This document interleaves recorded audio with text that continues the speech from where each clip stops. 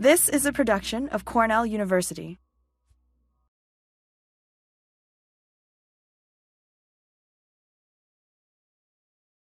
Hello, welcome.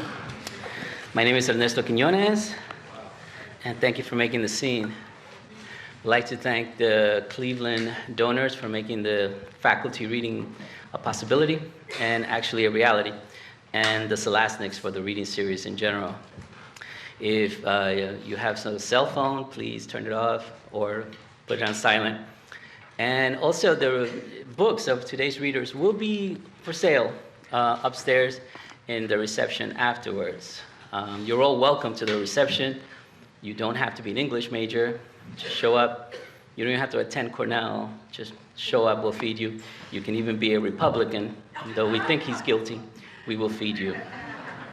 In Federico Garcia Lorca's 1933 lecture in Buenos Aires on the meaning of duende, which is a word that doesn't have any translation in any language. It belongs to the Spaniards. It's their word. Duende. It originates from when the flamenco dancer is sort of possessed by some spirit or some enchantment and just dances out of complete instinct, or as some say, the gods are whispering in his or her ear and just dances. It's what some Americans call in the zone. Let's say LeBron James scores 100 points, and they say he was in the zone last night. He was visited by duende. But Garcia Lorca in that lecture says that that is not duende. He says that duende, yes, it's a form of inspiration. That duende is, he says there's three. There is the muses, they're inspired, and he says the angels, and then he says there's duende. And what is duende? According to Garcia Lorca, duende is a power that we all possess, but no philosopher can explain. And he goes on further and says that it is a power that we all possess to create, and it is a subliminal, effortless struggle to create. And then he ends that lecture by saying that this subliminal, endless struggle to create, this duende, can only show itself, he gets very dramatic, if the possibility of death is near. To share with us her effortless struggle, her subliminal, effortless struggle, to share with us her duende, or when duende visit her, to share with us her poems, is Joanie Mackowski.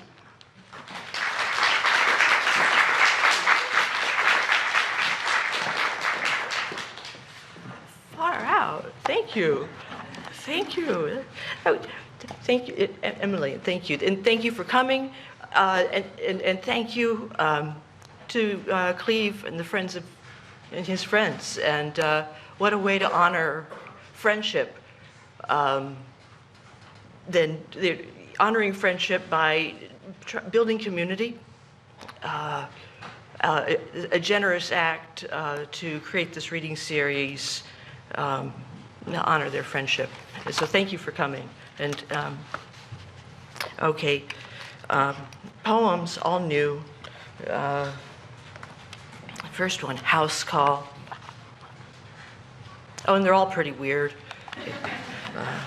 Okay, House Call. A knock at the door. It's the boundary technician. Dr. Transducer glides out of the blue and into your pulse. Come to recalibrate your peaks and valleys.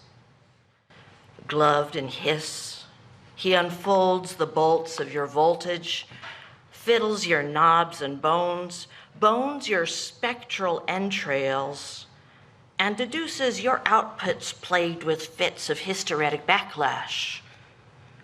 Whatever you utter is noise-shaped, a dizzy signal. The doctor's got the fix, and it's a doozy. He cleaves you to a graven waveform erasure. He tunes you to a frequency that lacks you out, then blows.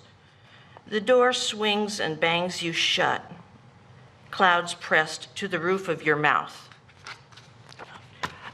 Let me just say a little thing. You know, I could never stand going to poetry readings. Especially when I was, I like poetry. You know, I read it, I was trying to write it, and I go to a reading, and what does that mean? You know, I'd get really frustrated. I'd say, for instance, I'm Stanley Kunitz, a great poet, Stanley Kunitz, and he says, and the sun like an orange nailed to my forehead. And I'm like, whoa. And then, you know, 7 lines later, I'm back in, and so other people are talking about the poems and how they were, and I'm saying, well, there's the poem that had the toothpaste in it, you know, and I just had no idea what was going on. So I would like to encourage you, just relax. Okay. Okay. All right. So the history. I'm thinking about origins a lot these days, and big bangs, big crunches, boom, boom, boom. History. Okay. In the beginning, when the earth was void, we hadn't a shadow to hold to, every shape flooded with flux. We hadn't a hand to grasp with. We were they. They released us before we knew we'd been held. Long before the old something from nothing routine, back in the frequency domain, before time imposed its faulty rhythm method, in the beginning arrived without warning or asking if anything wanted to abandon the lack of it. It had the look of something we looked for. Before the beginning, everything was middle, was pulse without extremity, all germ with no husk, not to mention an edge for threshing, not even a lip to mark zero from once upon a repeatable sound released its spore from a tongue to form a covalent bond with isolation.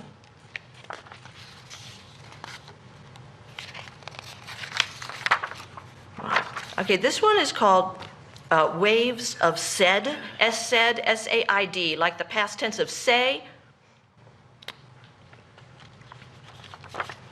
Oh, and I'll just also say, I used to like to write sonnets. Sonnets are like word trash compactors. It's a way of getting compression, boom, boom, boom, boom. And language, this is a strange time for language. Interesting things get said and decided with words.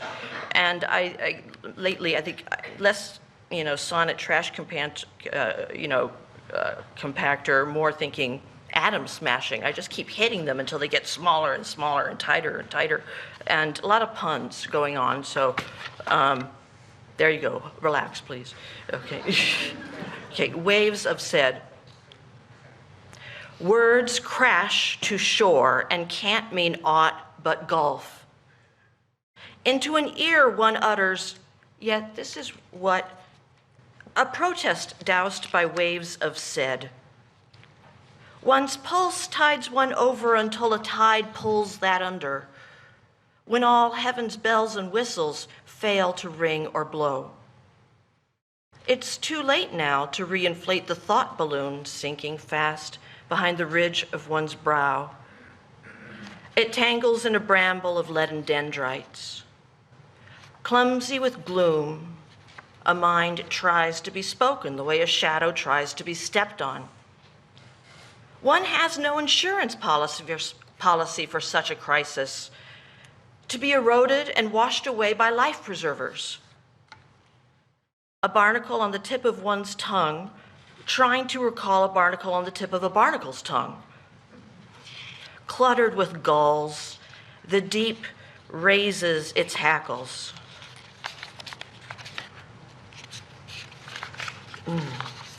Okay, I'm going to switch to some poems that do have a visual world in them. These are called, I don't know, they don't have titles yet. They both take place in cars. I've called them, so they're a new genre, drive-through poems.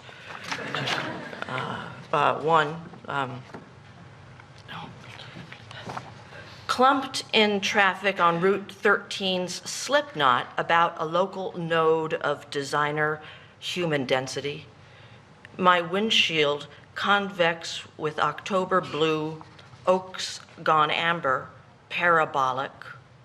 When, like shredded goldfish poured from a glass pitcher onto a glass table, a migrating veil of monarchs snags the traffic's slipstream and unravels. Two V's convulse, flattening to my hood. A third smears the safety glass as I migrate away from each moment. A destination nobody's ever seen doubles back, splits open its steel cocoon, inflates its bag of wings. There's two. This one is prose poem. Look at that. It's like, okay. Two. A semi-flaccid hot dog balloon snags to a guardrail, noodling eddies of traffic, and a surgical mask, fringed leather handbag, plastic water bottle, more varieties of plastic than varieties of songbirds, loops of electrical cable, frisbee, an unchangeable plastic stasis, expanding. I'm driving. I'm encased in steel. Steel. The word derives from stay. Steel is durable. It stays put. When humans go fast, they wrap themselves in stay put. I steel myself to the fact of my savage dimensions.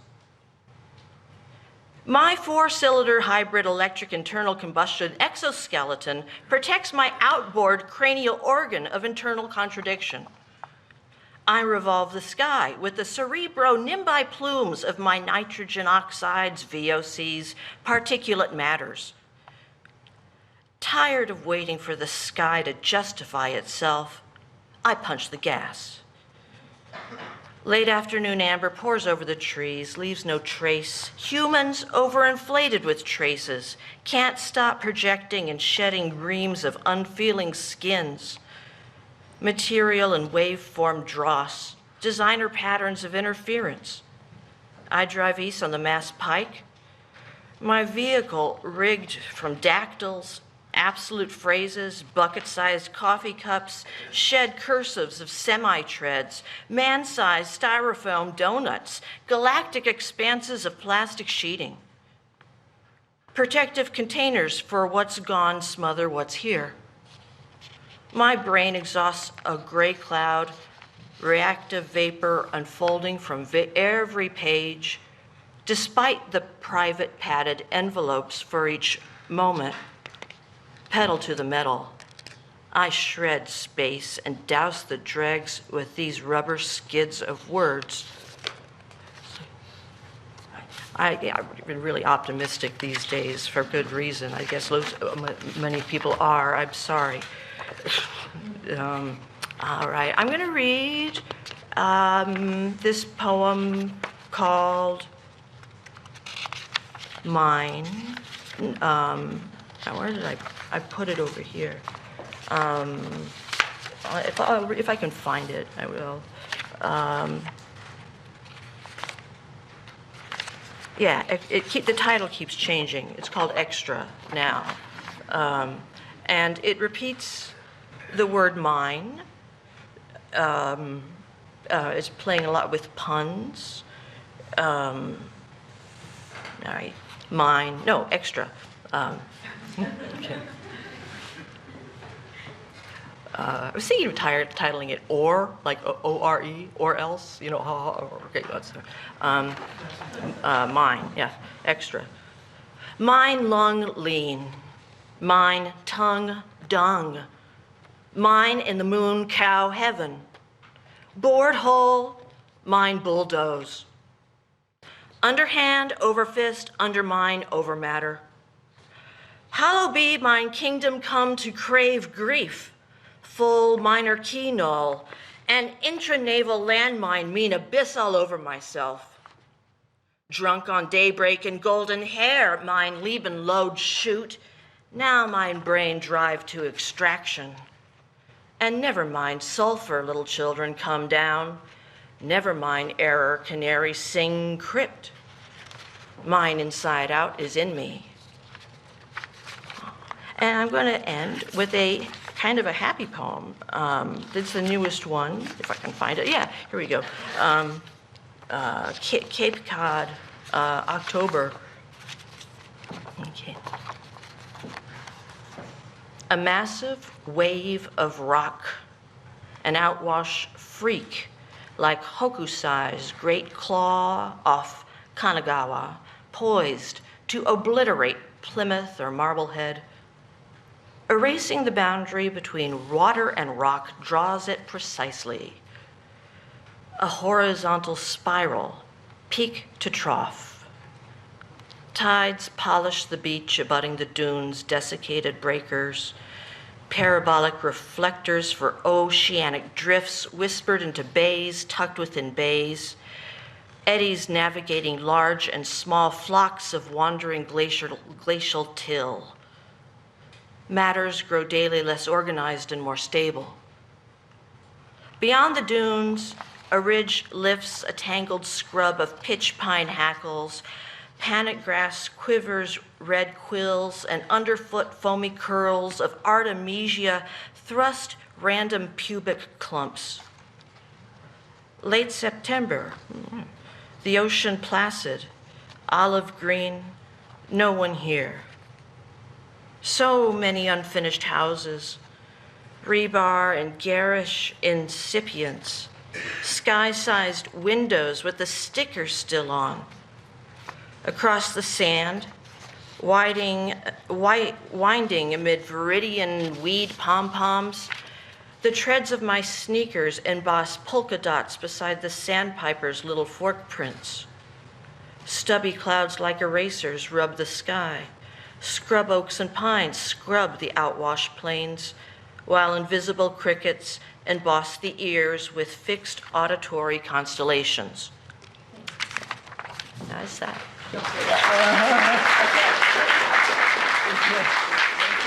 This has been a production of Cornell University, on the web at cornell.edu.